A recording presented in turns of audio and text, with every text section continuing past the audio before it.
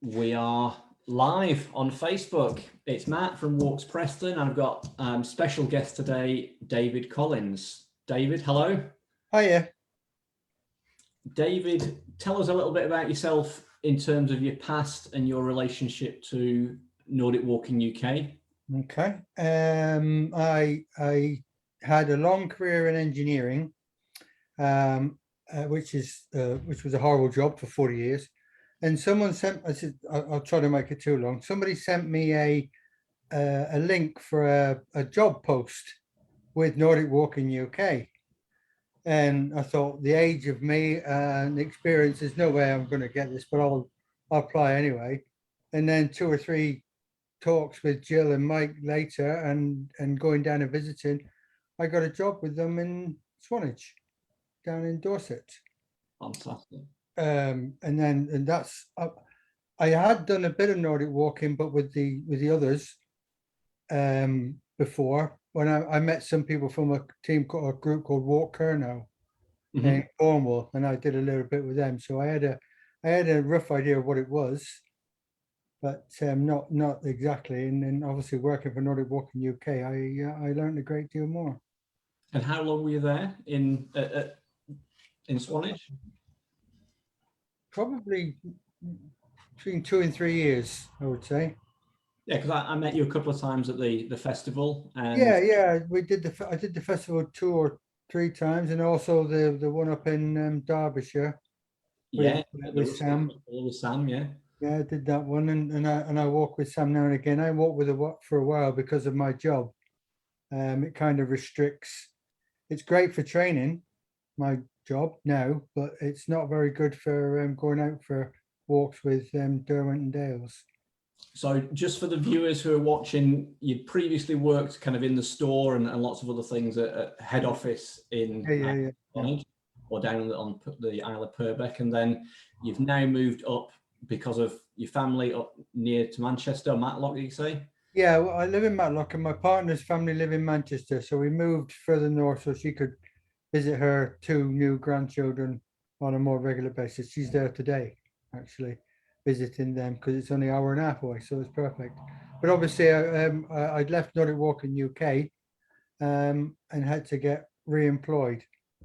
And you are now a postie, yeah? Yeah, I did 7 months with Argos first, delivering, but it's great going out and delivering, but you're not doing a lot of walking that way. So like I told you earlier, I became a postman through an agency, and it's perfect for my sort of walking and the training I get for it. I don't walk with poles when I'm working, obviously. Yeah, of course. Yeah, but I'm training every day. So tell us about the 2 events you've just completed. I think some people will be shocked at the distance. Yeah, well, the main thing to know from it is the 3 events I'm doing this year are deferred from last year. Right. So I didn't have any choice of the dates. Okay. I wouldn't, because I think the post said a few weeks apart, whereas the race to the castle with a company called Threshold and the Peak District Challenge were just 1 week apart. So it was one Saturday and then go back to work, and then the next Saturday. So that was only 7 days or 6 days apart, basically. But the distance were 100k, yeah, 100k, but 62.5 miles, maybe a tiny bit more, non-stop. The first one I did with poles, but I'm quite competitive, and one of my tricks is to focus on the person in front of me, yeah, and go past them, and then keep doing that when it's possible.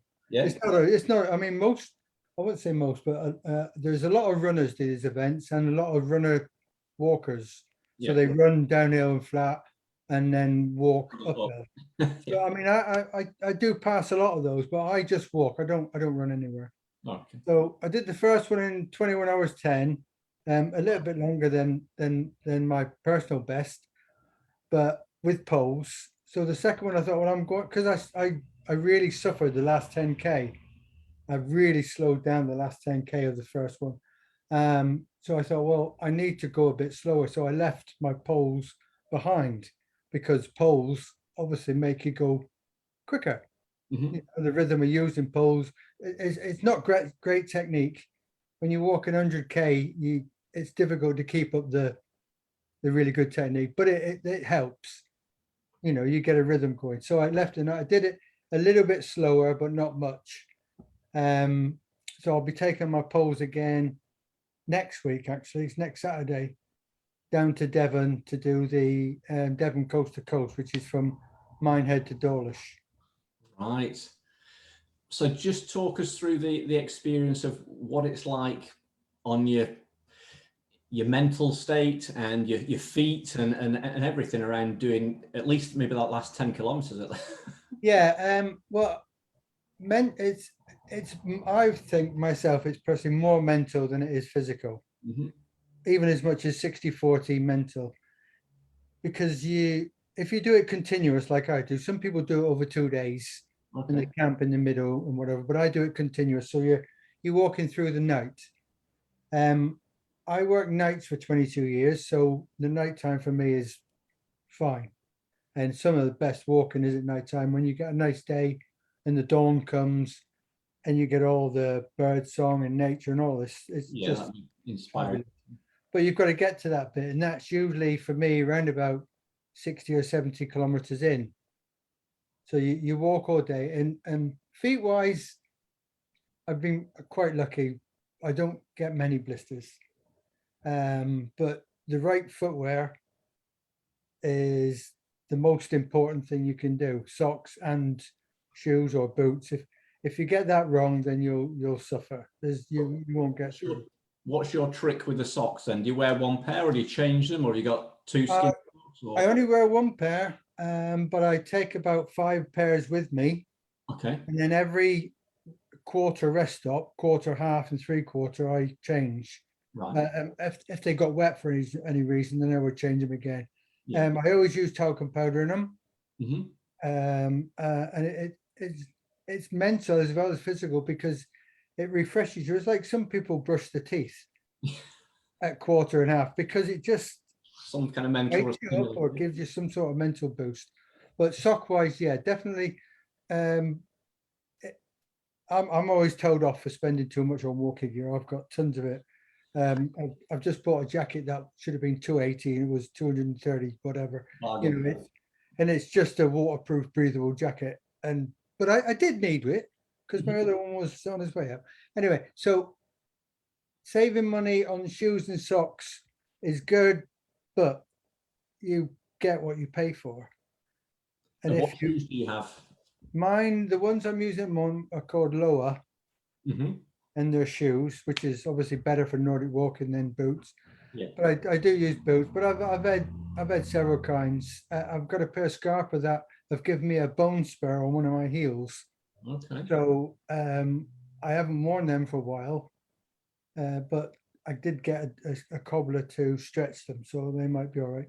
But yeah, my advice to anybody is always go to somewhere like Cotswold Outdoors, book a fitting, and get them to measure your feet properly, get some boots, shoes, whatever, walk up on their ramps and things, and get it done properly. Because if you're going to do 100K, you need to be confident that your footwear is right. And obviously you don't want to be brand new when you do a long walk. You've got to walk them in, basically. And what's your history of going into this? You said they were kind of booked for last year, but they were postponed because of COVID. Mm-hmm. What have you done before that someone would then think, oh, well, he's been doing it for years, or not? No, the first thing I did, I had a heart problem, a little heart attack in 2006, mm-hmm. which was a kind of a lifestyle thing, which I had to change. Okay. Nothing drastic, just eating and drinking the wrong stuff, basically, and not doing anything. So that was only 15 years ago. About 5 years after that, my daughter gave me a leaflet or a brochure, because she works at a care home, manager of a care home, and it was to do something for Alzheimer's. Yeah. A walk. I think it was just a marathon, and that really was the start of it. The big challenges came when me and a friend of mine from Cornwall decided to become trek masters, which are volunteers for a company called Action Challenge. Okay. The trek masters go out at the halfway point when nighttime comes to help people along through the night, because when you've walked 50k and then you've got to walk through the night, that's when you need it. Some people need a bit of help. Yeah. And that was on the Isle of Wight, and that was in 2015.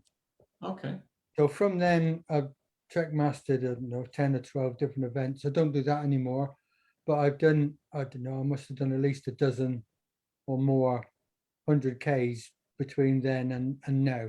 Okay. Because they're, I mean, for instance, Action Challenge have about 10, 12 events this year. Mm-hmm. In Threshold, the other company, they do about 4. I think the Action Challenge have got a Yorkshire Challenge on today. And when you were trekking for them, what sort of distance would you walk within the framework of your kind of remit? Right. Before being a postman, I used to, it was like anybody else, struggle to walk apart from the weekends. As it got closer to the event, my thing was, out of the 4 Saturdays in a month, I would do 2 of them. I would do about 15, 16 mile walk, and then try to do a 30-mile walk the other one, and then rest one weekend. I've never really done more than half of a 100K event in training. Okay. I think in training, if you can do 30, 32 miles, then you'll be able to double that basically. But since becoming a postman, the training basically is 5 days a week. You're on your feet all 20K. Yeah, that's. I mean, I do walk at weekends, but my partner might get fed up with that because I'm going out walking when I've been walking all week. And you get a lot of comments from other people competing because, oh, you're a postman, you've got the advantage in all this, but you know, you've still got to walk. Yeah, sure. You're not getting pushed around as a postman or whatever. But yeah, so like I said to you before, that you can get training plans to do long distance walking, but it's getting the miles in basically. You need to do as many miles as possible, and then for the last couple of weeks, just wind down and rest if possible. And when you'd done you had a week between the 2 recently. So when you'd finished after 21 hours of non-stop walking, did you need a couple of days? You were just like, you know? Yeah. After doing them at first, 2 or 3 years ago, then you would be really stiff and achy for a few days. If you get in a car, a lot of people get in the car and go off either home or driven. Then if you ever stop on a motorway at these services, you literally can't get out of the car. You know, because you stiffen up that much. So I mean, the best thing is to go to bed basically, and then after a day or so, for me now it's a day or 2, and I'm walking okay. You know, it's not too bad. I wouldn't advise anybody to do 2 in a row unless you're some sort of, you know, elite athlete, because they are. Did you feel a bit nervous about going into the second one because it was so close after the first one? I'm always anxious before the events, no matter how many I do. Yeah, there's even the stray thought of, should I cancel this next one? But once you've got over, like you'll know, once you've got over doing something major like that, after everybody says it, never again, never again, never again. Okay, a day later, I'm booking another one. I've already booked next year. I booked the Lake District one for next year. Okay. It is circular around from Windermere somewhere. So I've booked that because you get early bird prices and stuff. Right, okay. Yeah. So I've booked that for next year. But yeah, you're right. In the first day after, or a few hours, then I'm never doing that again. Or I've got another event next week. I can't possibly do that. After a day or so, you can. Even this one, which is 3 weeks later, the one I'm doing next week, at finishing the second one, I'm thinking I can't do another one. That's 3 events in 28 days. But I'm ready to do it now. I've got to work 4 days next week, drive down to Devon on Thursday, and then good grief, yeah, get on with it on Saturday morning. Oh, but very inspiring, David. That's awesome. But anybody can do it. Yeah. I mean, I'm not young anymore, you know, and I've had How old physical. are you, David, if you don't mind me asking? I'm 65, 66 in December. Okay, yeah. So, and I only started from 50. 50, yeah. So anybody can do it. Anybody. Do the right training, be committed. I know we kind of tend to say, I mean, I've not even got your level of experience in that distance walking, but, you know, we tend to sort of say anyone can do it once you've done it and you realize you can do it. And for Yes. those people who have never done it, they might not believe that, but No, it's they won't. not that you can go straight into doing it from nothing, but if you start small, join one of the groups, do some regular walks every week, you can build up, and over 10 years. These events they do first quarter or second quarter, so you do 25k, or you can do 50k, or you can do the charity events where they usually do marathon distances, you know, like the Purbeck long one, and build up from that. I mean, if you're starting from scratch, do the couch to 5k thing that you can do online. You know, it's getting out there and taking the first steps, basically. Not saying I haven't got time. Now, we've got a load of guys in our group and nationally now doing regular weekly walks. Some come 2 times a week, some come 5 times a week. A lot of the walks that hour-long duration, so sort of 5 to 7 kilometers, and that's become pretty commonplace. That they're used to that. We've started to then say, well, why not join the challenge at the Purbeck Festival, the 16 mile or a 27 miler? And some of them are not so sure. Oh, I couldn't do 27, but I'll try and do 16. And that's fine and a great start. And if you do the 16, you then say, I'll never do it again the next day. But like you just said, the next year you'll say, I'm going to try and do the 27, or I'll just do the 16 again. And if in 3 years you do the 27 after that, then, you know, it's just that continuous building up, building your confidence. Yeah, and not thinking that you're too old to do it, because you can, if over a couple of years, if you do that, you know, 10k, 20, 30k, you just carry on going from that. And if you've got the time, great. If you're working, you can still do it. You can do little walks on evenings, or you can walk on a Saturday or a Sunday. You know, it's all possible.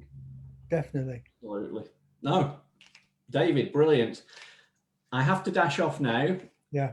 I probably would like to talk with you for at least an hour, or we could at least share more stuff. So I may ask you again, if you're willing to do that, to talk more on this topic, and we can maybe ask some questions to come through from some of the guys who are doing this year the Purbeck Festival. But really, really interesting. Thank you for sharing 20 minutes with me, and I hope you guys have been watching, have taken something from that. And that's my festival top. So come on down to the festival.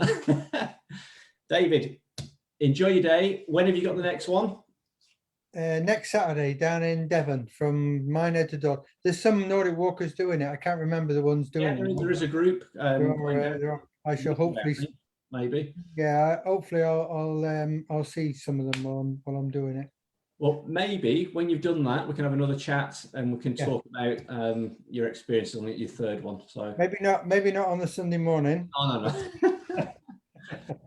Fine. Good luck. Okay. Thanks very much. And brilliant. Nice to see you and have a chat. Okay. Cheers, Matthew. Bye. Bye. Bye.